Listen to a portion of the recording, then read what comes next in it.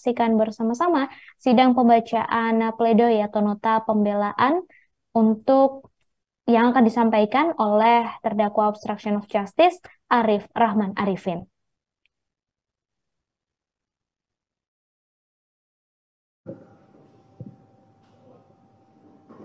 Terdakwa sehat. Kita lanjutkan pemeriksaan saudara. Caranya hari ini adalah untuk pembelaan. Untuk pembelaan kami mintakan kepada saudara dapat diselesaikan sebelum Jumat ya. Pergunakan waktu itu untuk mana yang paling penting untuk dibacakan. Karena toh pada akhirnya juga nanti kami akan baca kembali untuk pembuatan putusan nantinya. Baik Yang Mulia. Gitu ya.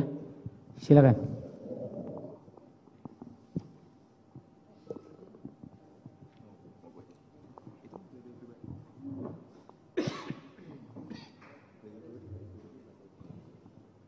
Izin Yang Mulia, untuk pembacaannya apakah didahului dengan pledoi pribadi dari terdakwa? Silakan. Baik. Mungkin Poin-poinnya aja. Poin-poinnya saja. Siap Yang Mulia. Ya. Terima kasih Yang Mulia. Assalamualaikum warahmatullahi wabarakatuh. Yang terhormat dan kami muliakan Majelis Hakim, yang saya hormati Jaksa Penuntut Umum, dan yang saya banggakan tim penasehat hukum, serta seluruh pengunjung sidang yang hadir di ruangan ini, maupun secara online dimanapun berada. Bismillah, walhamdulillah, wassalatu wassalamu ala asrofil anbiya'i wal mursalin, wa ala alihi wa sahbihi wassalim.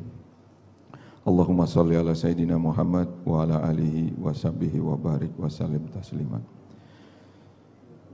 Sebelum saya membacakan pembelaan pribadi ini, izinkan saya mengaturkan permintaan maaf saya kepada ayahanda, ibunda, orang tua dan mertua saya tercinta.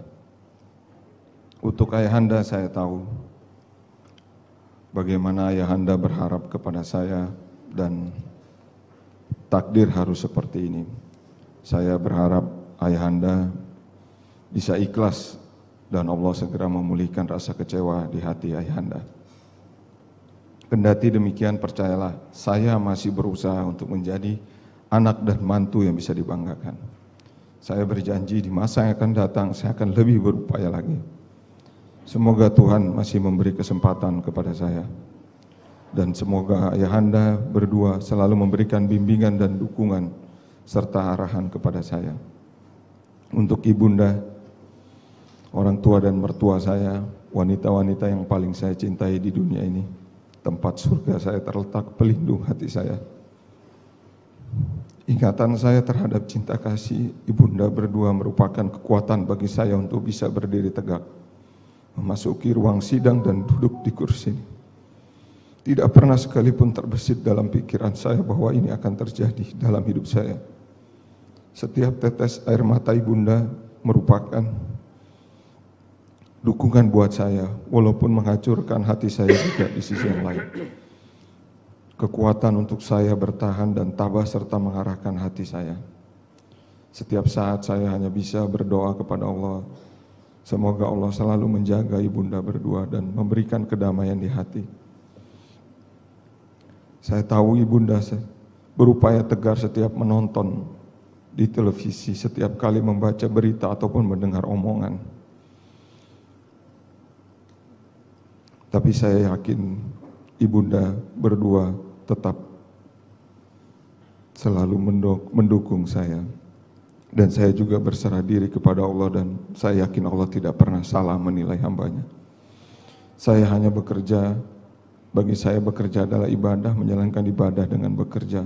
Sebagai manusia juga saya menyadari kadang saya lemah, putus asa. Saya tidak habis berpikir mengapa saya menuai fitnah ketika saya dengan itikad baik bekerja. Saya hilang nalar mengapa saya menuai kebencian ketika saya selalu mengisi pikiran dengan hal baik. Saya buntu akal mengapa saya menuai keji ketika saya mencintai institusi ini dengan setiap tarikan nafas saya. Tapi dalam setiap sujud saya selalu mengingat cinta kasih ibunda yang tanpa syarat kepada saya. Saya menjadi tabah ikhlas menerima takdir Allah dengan iman yang saya percaya ini adalah jalan Allah. Kepada istri saya tersayang dan keluarga, cinta sejati teman hidup saya, penolong, penjaga kehormatan keluarga saya. Dengan kerendahan hati saya juga memohon maaf kepada istri saya, keluarga saya, anak istri, anak keluarga besar saya. Saya selalu mendoakan semuanya, terutama istri saya bisa menjadi wanita terkuat dan tetap memiliki kepercayaan. Meskipun perjalanan rumah tangga kita tidak mudah, tapi kita selalu dan pasti bisa melewati setiap masa sulit ini bersama. Kita sudah teruji dalam melewati masa terberat. Kita berangkulan dan sehati menghadapinya bersama dalam kondisi apapun.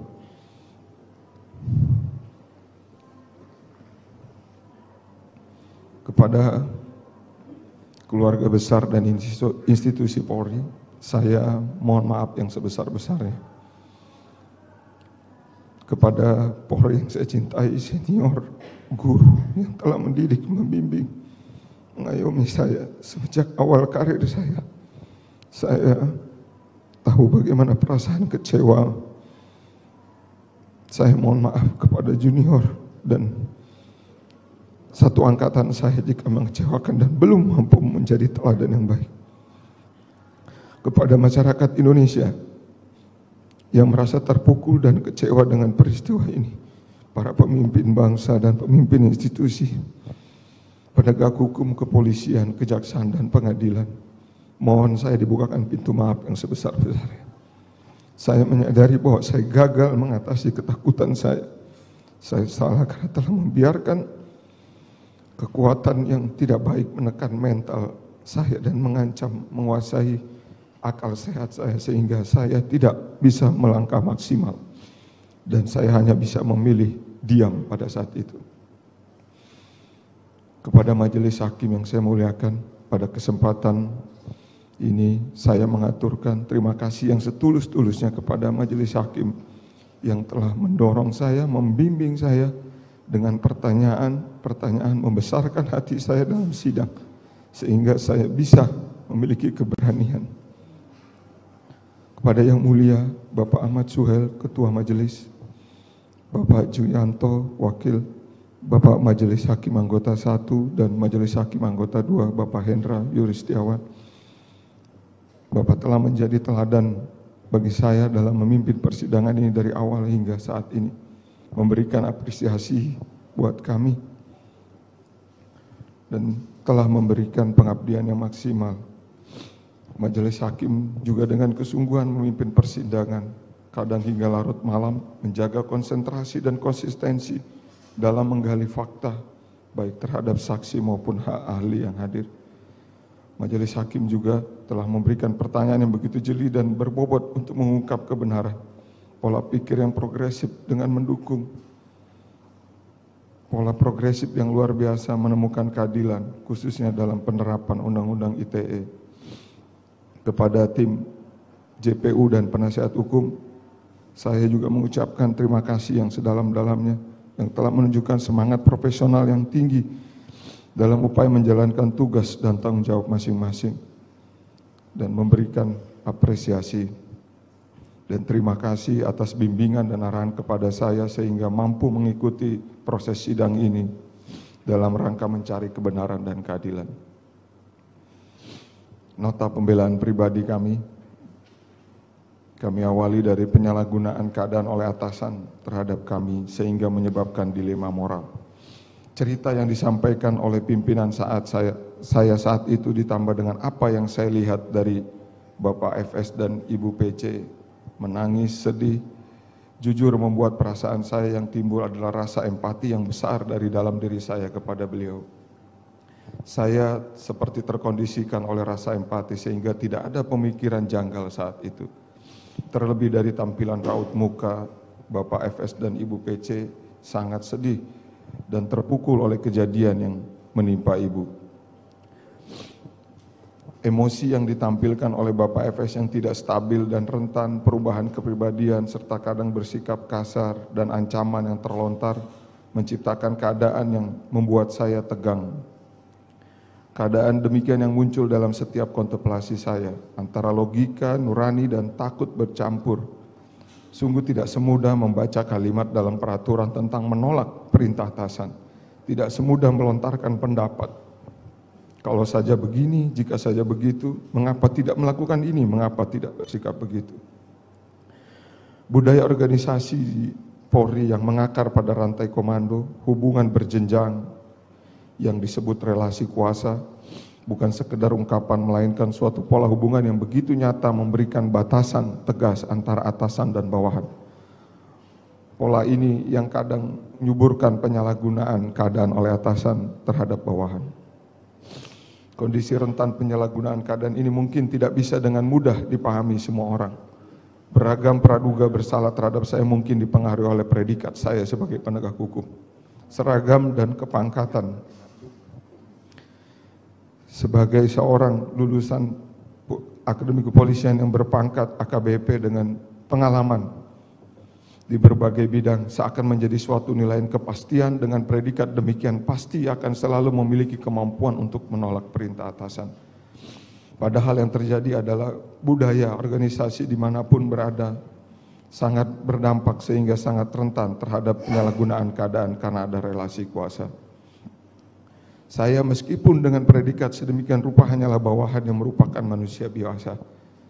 Bawahan yang dalam relasi kuasa berada di bawah kendali atasan dan manusia biasa yang memiliki takut sebagai salah satu emosi dasar yang muncul sebagai respon atas peristiwa yang menimpa saya. Berbagai pertanyaan dilontarkan banyak pihak. Mengapa? Mungkinkah seorang penegak hukum yang paham hukum, seorang dengan predikat seperti itu, mengapa memilih diam saja? Mengapa takut berterus terang? Bahkan ada juga yang dengan mudah berasumsi kemudian menuduh tanpa empati bahwa ada kesengajaan dalam diri saya untuk membantu, menghalangi. Jika saya boleh jujur, pertanyaan itu kerap muncul juga dalam benak saya. Bagaimana mungkin saya bisa terlibat? Kenyataan seperti ini adalah seperti mimpi bagi saya. Dalam penilaian saya pribadi, saya adalah orang yang taat dalam berbagai aturan dan ketertiban SOP yang mengedepankan kebenaran material. Apakah mungkin hal itu terjadi kepada saya? Harus terlibat dalam perkara dan diserang dengan tuduhan kesengajaan dan niat untuk merintangi penyidikan. Ketika saya bekerja, saya selalu berupaya berhati-hati dengan banyak pertimbangan. Ketika saya pertama kali menemukan ketidaksesuaian dan kejanggalan dalam video yang saya tonton, kemudian mendapatkan perintah dari Saudara FS untuk menghapus file yang saya tonton. Saya sudah berupaya mempertimbangkan dan memohon bantuan. Saya telah memohon arahan dari atasan saya langsung, yang saat itu saya nilai dapat memberikan perlindungan, dukungan, serta arahan tentang ketidaksesuaian dan kejanggalan. Jika saat itu atasan saya mendukung dan memberikan arahan untuk melaporkan ke petinggi Polri atau pejabat utama lainnya demi memohon perlindungan, arahan, dan dalam rangka pengungkapan fakta, mungkin sejak saat itu saya lebih berani mengungkapkan hal yang saya ketahui. Namun hal itu tidak seideal yang saya bayangkan. Dan saya malah dihadapkan kepada Saudara FS yang justru kemudian meminta menghapus file tersebut. Pada saat itu saya menolak untuk menceritakan langsung dan dihadapkan, tapi situasi berbeda. Apabila saya coba menggambarkan kembali peristiwa saat itu, saya seperti tidak mau harus menceritakan kembali secara langsung ketidaksesuaian dan kejanggalan yang saya ketahui. Dalam suasana yang tegang, alasan saya menangis terlihat tidak bisa mengontrol lagi emosi dan air mata. Kondisi menjadi tidak menentu dan sulit diprediksi. Apalagi ketika ditanya siapa saja yang sudah menonton dan kemudian ada perkataan kalau bocor, saya berempat yang harus bertanggung jawab. Kondisi psikis saya sudah sangat down dan sangat tertekan.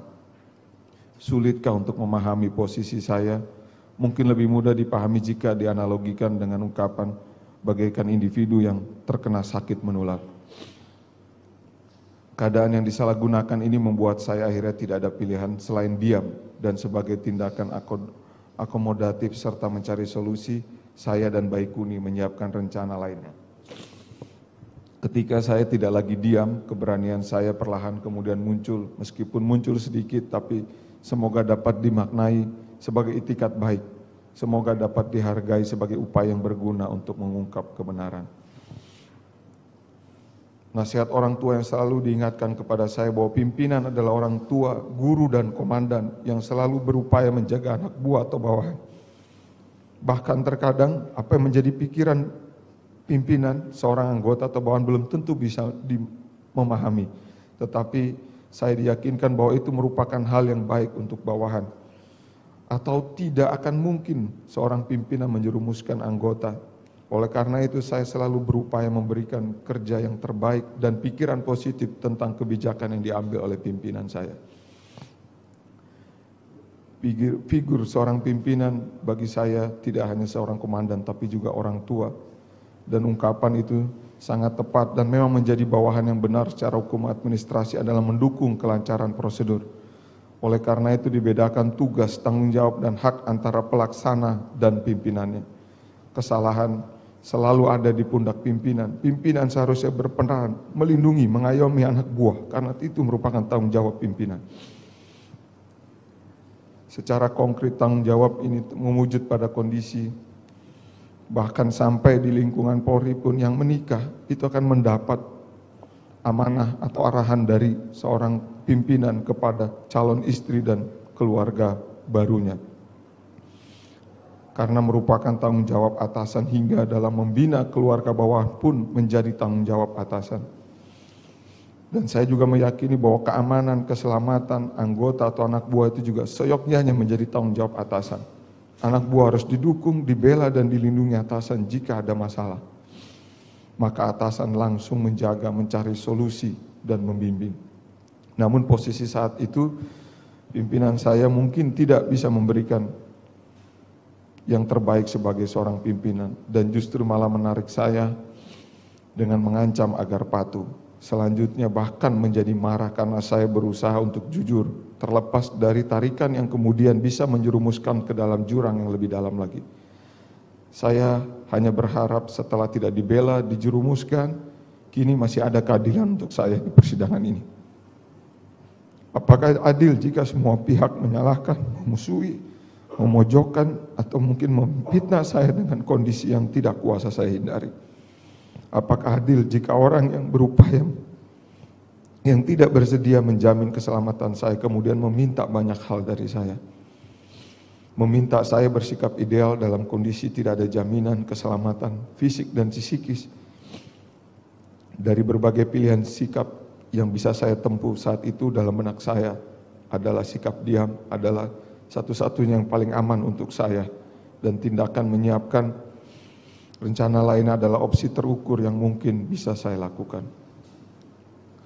Dari kejadian ini saya mengambil hikmah bahwa menjadi seorang pimpinan bukan hanya tentang mengembang jabatan dan berkuasa, melainkan pimpinan harus bisa lebih bijak melihat apa yang sesungguhnya terjadi dan apa yang akan terjadi terhadap bawahan atau anggota. Dalam undang-undang, terutama dalam undang-undang administrasi pemerintahan juga terasa semangat bahwasannya bawahan itu harus dilindungi. Karena perihal pengambilan keputusan serta strategi dalam bertindak itu adanya di pundak atasan.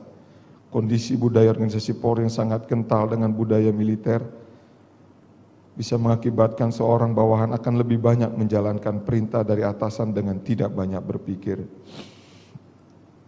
Birokrasi yang ada selama ini di dalam Polri juga, atau mungkin di dalam lembaga institusi lainnya, membuat seorang bawahan tidak dapat serta-merta memberikan respon atau tanggapan menolak perintah pimpinan. Bahkan bisa terjadi seorang bawahan akan melaksanakan apa yang menjadi perintah atasan tanpa disadari benar atau salah. Terlebih adanya rasa takut, rasa patuh dan segan, serta perasaan lainnya yang juga berpengaruh terhadap tindakan anggota atas perintah komandan. Lingkungan Propam di Mabes Polri ini merupakan hal yang baru bagi saya. Saya melihat bahwa posisi saya di sini adalah pelaksana, bukan sebagai pengambil keputusan atau kebijakan. Karena untuk hal kecil di lapangan pun saya terkadang harus meminta petunjuk dari pimpinan untuk langkah-langkah teknis. Ini berbeda jauh ketika menjadi pimpinan di wilayah. Oleh karena itu saya merubah pola dan mindset pikiran saya ketika saya berdinas di Propam Mabes. Saya merubah pikiran saya sebagai pelaksana, bukan pembuat atau pengambil kebijakan.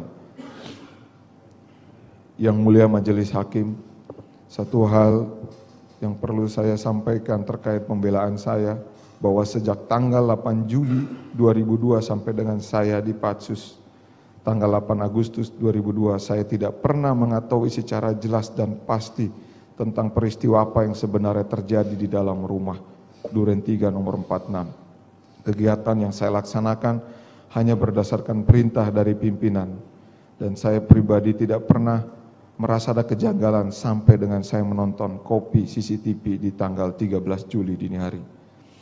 Bahwa memang pada saat itu tidak ada pengetahuan tentang fakta sebenarnya, dan serta tidak ada pilihan selain menjalankan perintah dari Kadipropam yang sah saat itu menjabat. Jikapun saya merasa ada kejanggalan atau ketidaksesuaian dan oleh karena juga terdapat sedikit keberanian saya saat itu, saya merasakan adanya benturan logika nurani, khawatir, cemas, ragu, dan mungkin kepatuhan pada pimpinan dan institusi saya. Sehingga sikap diam adalah sikap yang saat itu menurut saya paling tepat untuk saya ambil. Apa yang telah saya lakukan dan saya sampaikan di muka persidangan saat ini adalah kondisi sesungguhnya yang saya alami dengan sebenar-benarnya. Dan fitnah yang telah diberikan kepada saya bahwa saya mengetahui peristiwa di tanggal 8 Juli terus terang membuat saya sangat sedih. Seandainya pun saya sudah diberitahu dan sudah mengetahui dari saudara FS tentang peristiwa tersebut, mungkin saya tidak akan berani menjalankan perintah-perintah apapun dari saudara Agus Nurpatria maupun saudara Hendra Kurniawan. Dan satu hal yang saya kemudian pelajari, bahwa Tuhan berbuat dengan cara-cara yang tidak biasa dan di luar kemampuan berpikir atau nalar saya. Tapi saya yakini semuanya Tuhan selalu punya rencana indah dan terbaik untuk saya. Demikian nota pembelaan pribadi saya. Sedangkan selanjutnya untuk pembelaan dan penilaian yuridis sepenuhnya saya serahkan kepada tim penasihat hukum saya. Dan saya yakin apapun yang hakim putuskan selaku wakil Tuhan di dunia ini, itulah keputusan terbaik untuk saya. Terima kasih. Assalamualaikum warahmatullahi wabarakatuh. Terima kasih sudah nonton. Jangan lupa like, subscribe, dan share ya.